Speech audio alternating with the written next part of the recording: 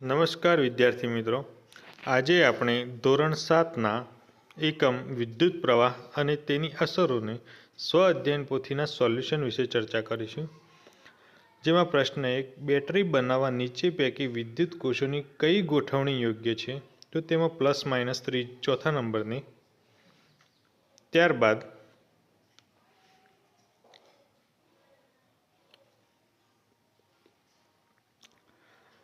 ચાર વિદ્યુત કોષોનો ઉપયોગ કરી બેટરી બનાવતા ધ્રુવોની સંખ્યા તો 2 જ રહે છે.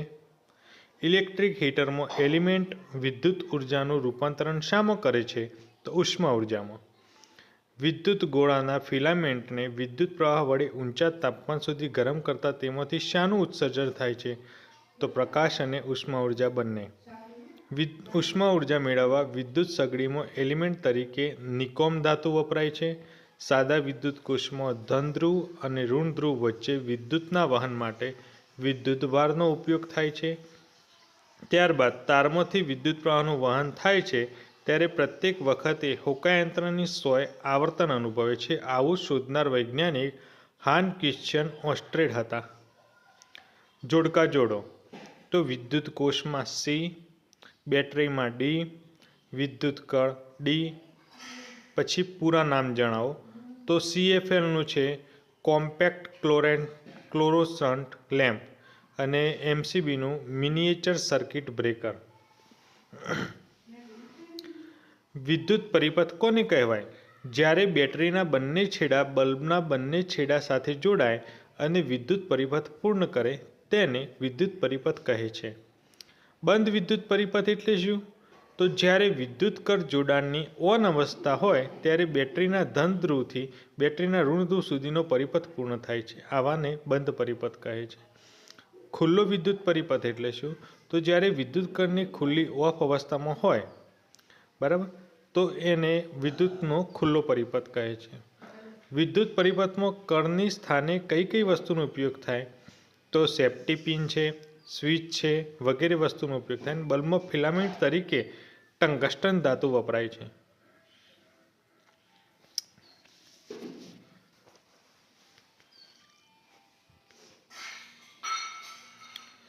વિદ્યુત ઉપકરણો વાપરતી વખતે કઈ કઈ કાળજી રાખવી જોઈએ?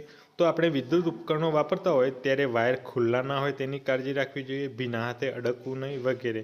તમારા ઘરમાં વપરાતી બેટરી ટોર્ચનું અવલોકન કરી વિદ્યુતનું પરિપથની આકૃતિ દોરો. તો આ નીચે મુજબ જે આકૃતિ બતાવેલી છે એ જોવાની, અને અહીંયા આપણને તૈયાર કરીને પ્રશ્નોના જવાબ આપેલા છે. આ જે આકૃતિ છે એ જોઈએ આપણે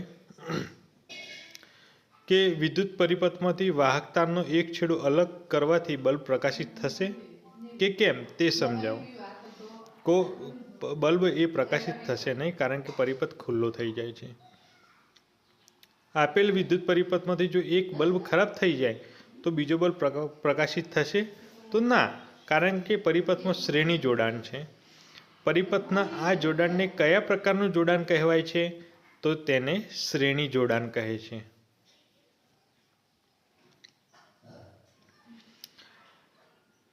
આકૃતિમાં આપેલ વિદ્યુત પરિપથ તૈયાર કરીને તેના આધારે પ્રશ્નોના જવાબ આપો.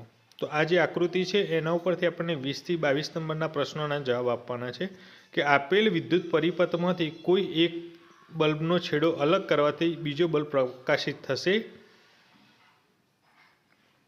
તો આ આપેલ જોડાણ એ કેવું જોડાણ છે? તો સમાંતર જોડાણ છે.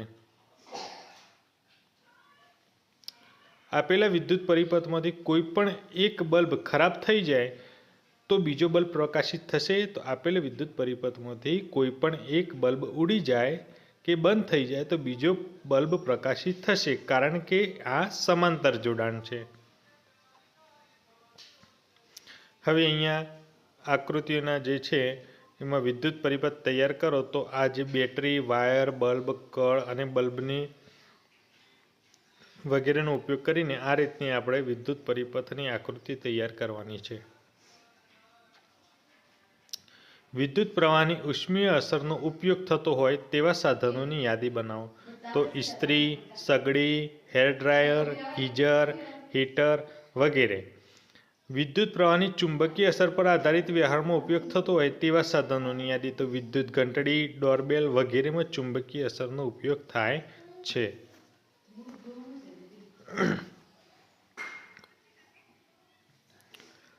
વિદ્યુત પ્રવાહની ઉષ્મીય અસરનો વ્યવહારમાં તમે ક્યાં ઉપયોગ કરો છો? તો ઉષ્મીય અસરનો ઉપયોગ આપણે ઇસ્ત્રીમાં, સગડીમાં, હીટરમાં વગેરે જગ્યાએ કરીએ છીએ. અને ચુંબકીય અસરનો ઉપયોગ ક્યાં થાય છે? તો વિદ્યુત પ્રવાહની ચુંબકીય અસરનો ઉપયોગ વ્યવહારમાં ડોરબેલમાં ઉપયોગ કરીએ છીએ.